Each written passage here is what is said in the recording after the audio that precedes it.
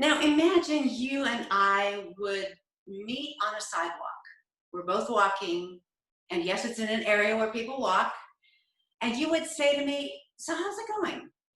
And I would respond, "I am really hopeful." What would your response be? And this is the place where I really wish we could speak with each other, at least that you could call out to me and not just mutter in your home under your breath. I would really love to hear your response to that. So you might say, "Really? So what's up?" Or you might say, "Right, me too." Or your eyes might narrow and you might look at me and say something like, "I don't know what rock you've been living under for the past few months, but hope?" Or you might just be polite and be quiet and smile and just assume I'm uninformed and maybe just a little delusional. Some of you might have read Nicholas Kristof's New York Times column this morning, in which he writes, and I quote, "Two-thirds of Americans asked in a poll to describe their feelings about the condition of the United States offered fearful. Just 17% said they were proud. An astonishing 87% said they were dissatisfied with the state of this country." But then he goes on to quote a Pew Research poll conducted in June, which found this: nearly half of adults, 46%, say they feel hopeful about the state of the country. That leads me to my own very unscientific conclusion. If 80% of the population is feeling dissatisfaction, but 46% is feeling hopeful, there's got to be at least some overlap there. So, is it possible for dissatisfaction to coexist with hope? It isn't either or? When was the last time you felt really hopeful? That you were conscious of being filled with hope? And I don't just mean that you hoped for something or that you wished for something to happen, but that you possessed a hope that was based on something solid and firm. A hope that doesn't need props. Aravis and Rossi gave us a great introduction to this topic, and I appreciate that. Is it possible to have hope where we are right now, right at this place, at this point in our history, or is that unrealistic? And does any hope that we may have lead to disappointment? I want to clarify my use of the word delusional in the title. Is hope delusional or disruptive? There are several definitions to that word, and I'm using just the standard classic meaning, and this is what it is: something that is falsely believed or propagated. A persistent false belief regarding self or persons or objects outside the self that is maintained despite indisputable evidence to the contrary. So, is hope delusional? A persistent false belief despite indisputable evidence to the contrary? I'm sure some people would say that hope leads to disappointment, disillusionment, maybe even that it's delusional, given our current state of affairs. After all, depending on which voices we heed, we're encouraged to be facts-driven, logical, scientifically based in our thinking, and rightfully so. But what if dissatisfaction and hope can coexist? And what if being a logical thinker is not negated by adopting a hope-based position? In the text that Lisa read, a connection is made between hope and faith, grace, peace, and joy. And Paul, the writer, mentions it in the same breath as affliction, which is suffering. Not how these positives can snuff out affliction or suffering, but how suffering is foundational to reaching this grounded place of faith, grace, peace, joy, and ultimately hope. We tend to regard suffering as negative, but here, Paul the writer talks about being filled with joy in our suffering. Last week we talked about how suffering was as much of the ancient mindset and theology as joy and blessing were. And again, to our ears, that is jarring. We do all we can to mitigate pain, loss, suffering, all of that.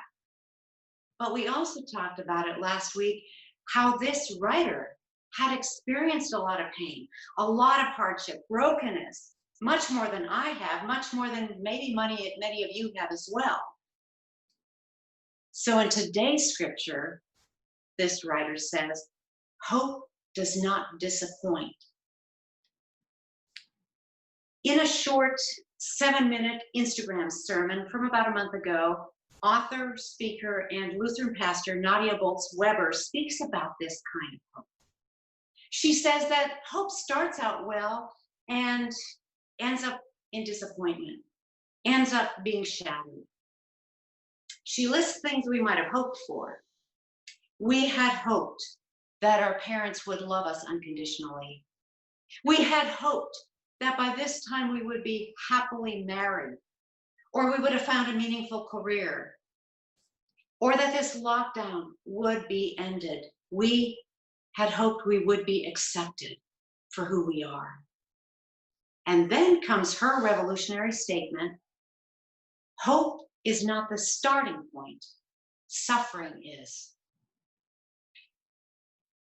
Yesterday, Rod and I spoke at length with longtime friends of ours who shared about a complicated and tragic passing of their son.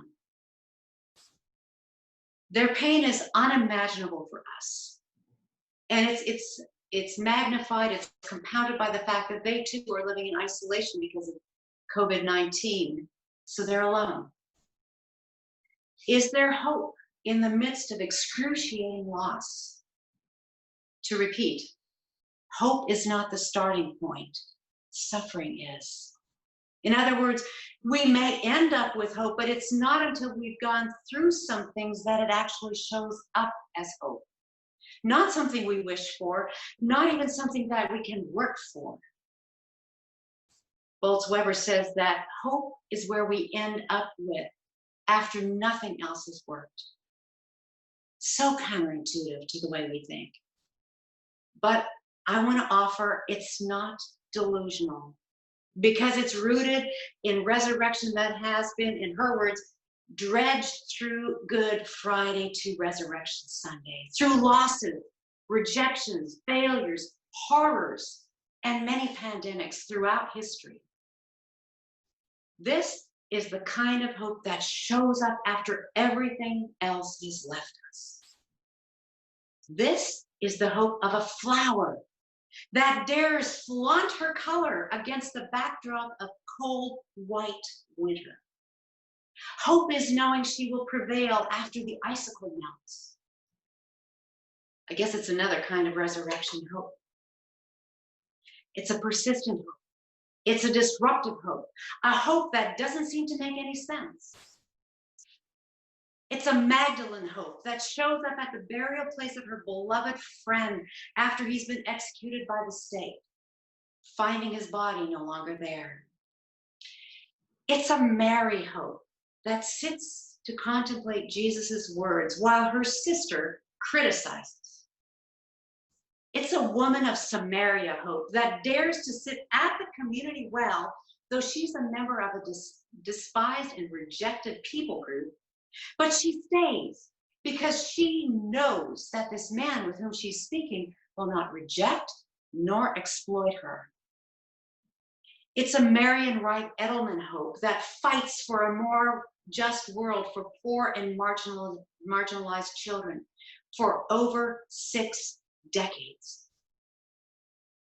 It's a John Lewis hope that endures beatings, arrests, slander, imprisonment, while fearlessly persevering in the fight for equality without bitterness or resignation till the very end.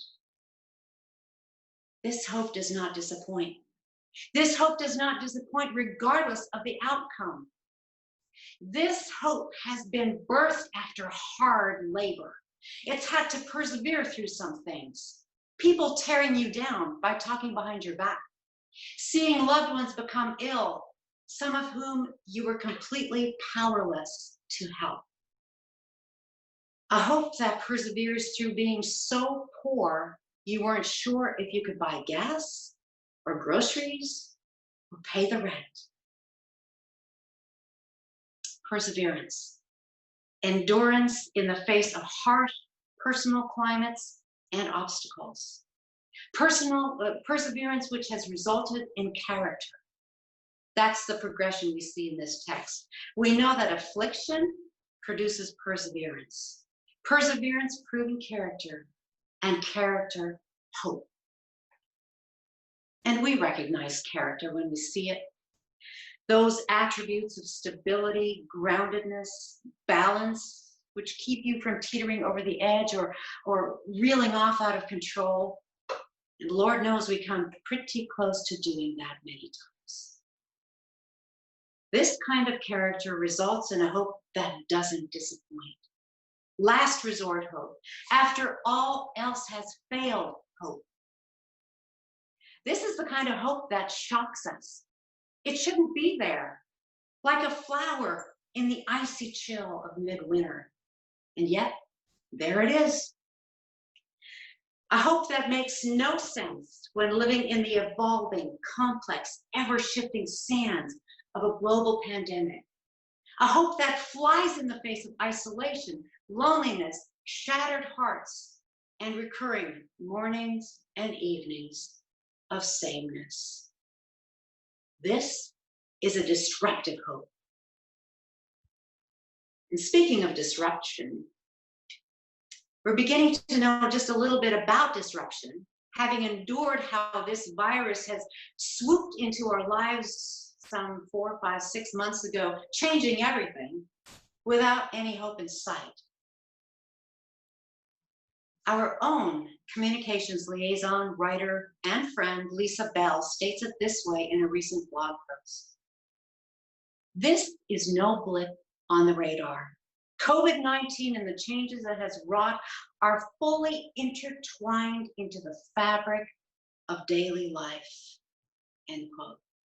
That's disruption.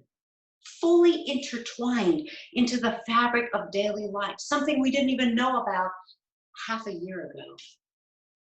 We are beginning to understand more about what disruption entails all the time, and yet, even this keeps shifting and changing, rolling in and out again, like the tides of the seashore. Another face of disruption is the kid in the middle school classroom who's unruly, rowdy, disorderly, and disturbing the entire room.